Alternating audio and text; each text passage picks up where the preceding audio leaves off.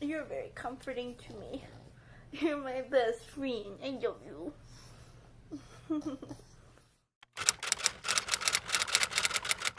Hi BookTube, it's Lori from Bookishly Lori. Welcome back to my channel.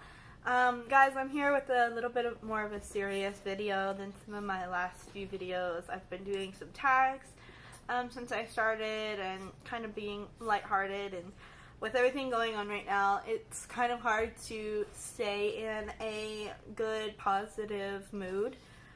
But that's what I'm really trying to do here on my channel. I mean, everyone's aware of what's going on. Everyone's scared, and you might be feeling really anxious or struggling through some difficult emotions, especially if, like me, you're kind of isolated. And like for me, work has been canceled for a few weeks, so it's been really lonely and isolating. So I'm just here to recommend you guys a few books that I find really comforting.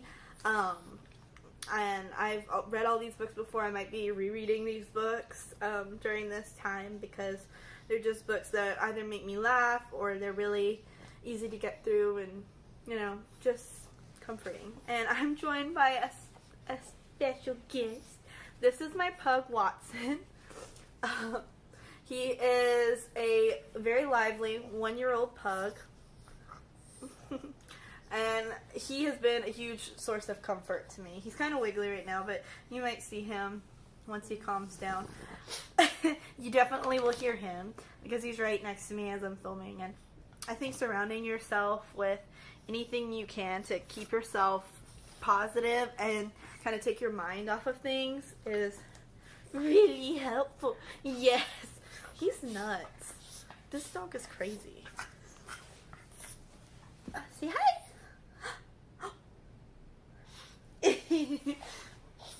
So I'll just jump right into it. The first two books I wanted to talk to you guys about are nonfiction books. Now, I find a lot of times if I'm in need of comfort or kind of just like a change of genre to get things off my mind, I reach for nonfiction. I do read a lot of nonfiction, but I know a lot of people, they mainly read fiction. So maybe switching up your genre would be a good idea for times like these. I think maybe trying a new genre during a time where you're feeling like there's a lot of uncertainty and a lot of change is actually something that can help you because it's a kind of change that you can control. So I would recommend, if you're looking to try something nonfiction, start off with the life-changing manga of Tidying Up. So this is a manga version of the famous book by Marie Kondo, Life-Changing Magic of Tidying Up. And I just think it's really comforting to kind of get back to that cartoonish manga style if you read manga as a kid or anime or watched anime or something.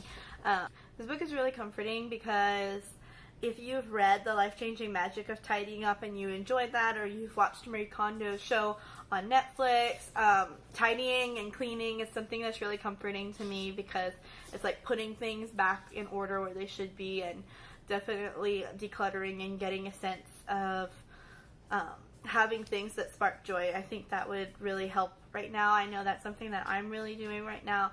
Just, again, something that's in my control, something that I can be proactive about and focus on that's positive.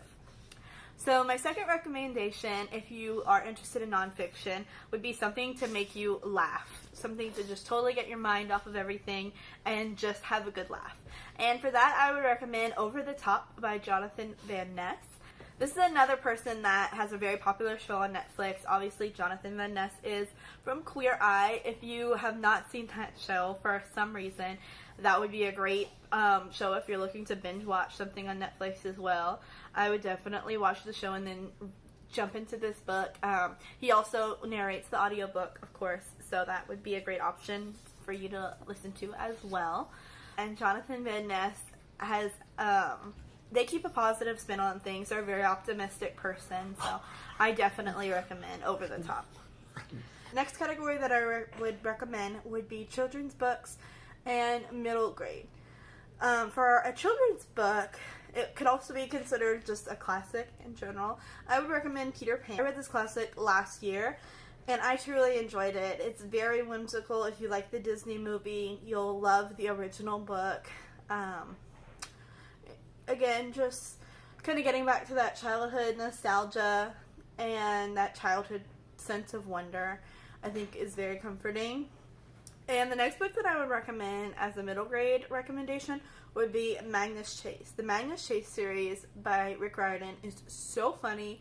I have not read any of Rick Riordan's other works. I know I should. I know people love the Percy Jackson series, but I'm personally really interested in Norse mythology, and so I read the Magnus Chase series and I absolutely loved it.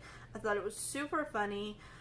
Super entertaining. The books themselves are pretty long for a middle grade, but they're very fast to get through because they just keep you reading, keep you entertained, and the characters are really lovable.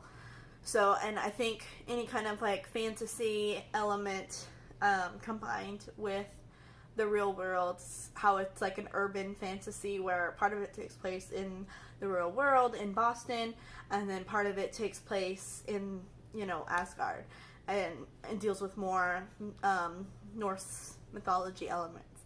I think that's a really helpful read because it kind of takes you into this other world and helps us with the escapism.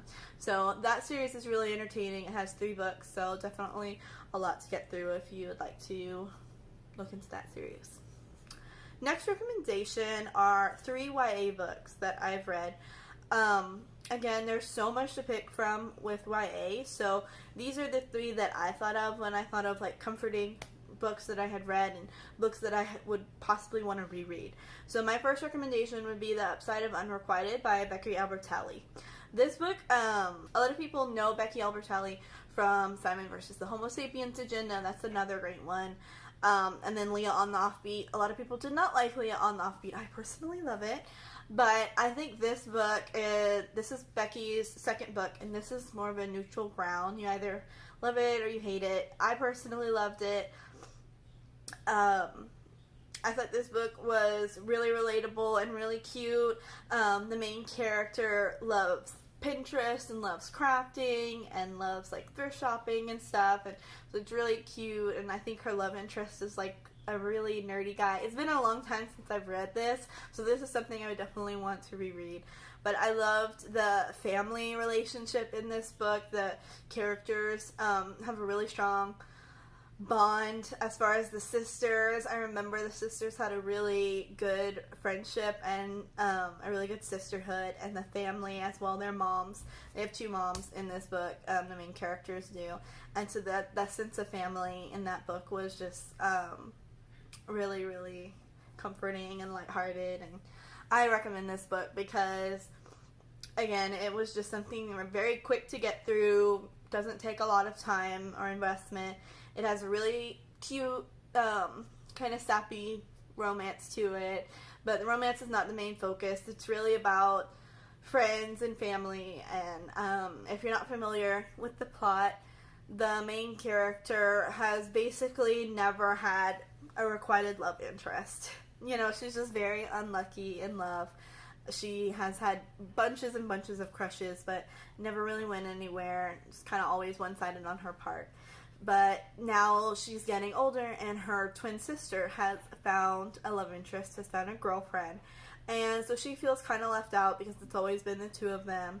And as she navigates the feeling of kind of fear of like losing that time with her sister, she's also kind of caught in a little bit of a love triangle where she's seeing that there's a guy that's interested in her, and it might be finally requited. So dealing with the feelings of getting into a relationship, and kind of how unrequited love can kind of be like a defense mechanism. Like, oh, it's fun to think about, but I never have to actually like go through the feelings of being in a relationship, that the less fun feelings and the scary feelings. So it's her learning to kind of embrace that first love and accept it for what it is, and that it's not going to be this perfect fairy tale, but that real life love, the love of your family, is like the best kind of requited love. Next YA book recommendation would be Lola and the Boy Next Door by Stephanie Perkins. Now, this is the second book in kind of a sister series. It's kind of related to Anna and the French Kiss. I do not think you have to read Anna and the French Kiss first to be able to enjoy this book. The only thing is that there are some characters from Anna and the French Kiss that will pop up in this book, but it's very much explained who they are and, you know, why they're in this book. So you don't have to read Anna and the French Kiss first if you don't want to. I really like this book. It's very sweet. It's a very sappy contemporary, very easy to read, very easy to get through. And it also has some of that, like, kind of nostalgic YA feel because it was written a while ago. It's about Lola, our main character, and she wants to be a fashion designer. She is really into fashion and kind of outlandish costumey fashion. You know, she kind of has, like, that very eccentric style. And her parents, her dads, do not approve of her boyfriend. She's dating a much older guy, and he's in a band, and, you know, he's kind of like this trashy guy. Everyone around her can see that that's not the guy that she should be with, and he's not a great guy. But of course, you know, she's 16, she's head over heels. I think she's 16 or 17 in this book, and she's so head over heels and blinded by him and, like, thinks he's just the best thing ever. And then her childhood best friend and secret crush, Cricket, moves back in, and he comes back from, I think is he in college? Maybe he's 18. I don't know. Anyway, her childhood best friend, Cricket, comes back to town, and he's staying with his family again and interacting with Lola for the first time in a while. And him being back in town kind of conflicts her feelings because she still loves this older boyfriend that's kind of trash. And then you have Cricket, and he's just, like, the sweetest love interest ever. He's so cute. Very, like, quirky, unique YA love interest. Just, like, boy next door type of thing. If you like Fangirl by Rainbow Rowell, I haven't read that one yet, but I feel like the relationship kind of is similar, like, between Levi and Kath. Whereas in this instance, it would be Lola and Cricket. I would definitely recommend, if you're a fan of YA Contemporary and you haven't read this series yet, if you are kind of off-put by Anna and the French Kiss, because I know a lot of people, they don't like that book because of the cheating element in it, which I do have to say, I mean, I love Anna and the French Kiss, but if that's something that bothers you, I think Lola and the Boy Next Door would also be a good pick because it doesn't have that emotional cheating aspect as much as Anna and the French Kiss does. It's more focused on Lola kind of going through that self-discovery and realizing what she deserves and who she deserves to be with. Just, you know, owning her self-worth and realizing some things about herself. Or, interestingly enough, the two main characters in both of those books, The Upside of Unrequited and Lola and the Boy Next Door, are both adopted, and so it talks a little bit about what it feels like to be adopted and having, you know, parents and birth parents and how that plays a factor in family, and as well as the fact that in both books, very similar actually, in both books the parents are gay. So in Upside of Unrequited, she has two moms, and Lola and the Boy Next Door, she has two dads, and navigating some of the things that have to do with that. So again, very heartwarming, very cute, very cozy, very comforting. It's set in San Francisco, so I mean, that's one of my favorite book settings. I love to read about San Francisco. It was so cute. I loved it. Last YA recommendation would be something more fantasy to, again, have that sense of escapism. And this is an older recommendation, and a lot of people do not like this book because this author has a much, much more popular series, but personally, this is my favorite. I know Mel to the Any, she's one of my favorite booktubers, and she loves this series. This is one of the series that got her into reading. So if you know of her, you might have already guessed it. It's Shiver by Maggie Stiefvater. I know her Raven Boy series is a lot more popular, and a lot more people love that series. I've never been able to really get into it. I've tried a few times. But Shiver is something that I read when I was a teenager. I think I was like maybe 15 or 16 when I read it. Of course, still think about it today, especially the first book. The first book is super nostalgic for me. There's certain scenes in it that I remember and I think about all the time. If you're not familiar with the Wolves of Mercy Falls series, it was kind of like after Twilight, that period of YA that werewolves and vampires kind of blew up, and there were so many books about them, kind of copy off of the success of Twilight. But Shiver really stood out to me. It was really good. There were not as many werewolf books at the time, and I loved werewolves. I was Team Jacob. So, I really liked this book. If you're not familiar with it, it's about Grace, and she has been watching these wolves behind her house since she was a little girl, and she's always just really loved them and been drawn to them. And at the same time, it's also about our other main character, this boy, Sam. And Sam is actually a werewolf, and he spends the winter in his wolf form, and when summer and spring comes, he is a human. So they end up meeting when he's a human, and it's this whole, very typical cheesy YA of them falling in love, of course, but it also deals with the fact that people have started trying to hunt these wolves because there have been a string of murders caused by the wolves. So, of course, that's the perilous situation that these two young lovers are faced with, that the wolves are being hunted, and as well as the time pressure of winter is coming and Sam will end up going back into his wolf form. So, if that book sounds interesting to you, I would give it a try if you haven't read it yet. If you want like a nostalgic feel, kind of like you don't want to reread Twilight, but you kind of like miss that like kind of cheesy YA of the early 2000s, I would definitely recommend it. And the last book I want to talk about is an adult romance. Now, last year I read a little bit of adult romance, but 2018 was the year I really got into adult romance. I read quite a few of them, but none of them have compared to the first adult romance that I read, and that is The Hating Game by Sally Thorne. I love this book. I really wish I could find an adult romance that makes me feel the way that this book made me feel. I have never found another adult romance that I like quite as much. I don't know what it is. It was so cute. Maybe it's because it was the first adult romance that I had read, and that's why I'm biased towards it. But I really relate to the main character, Lucy. I think she's adorable and like just really fun to read about. And then I love Josh, and I love how they banter back and forth, and it's kind of like you can tell very quickly they don't actually hate each other.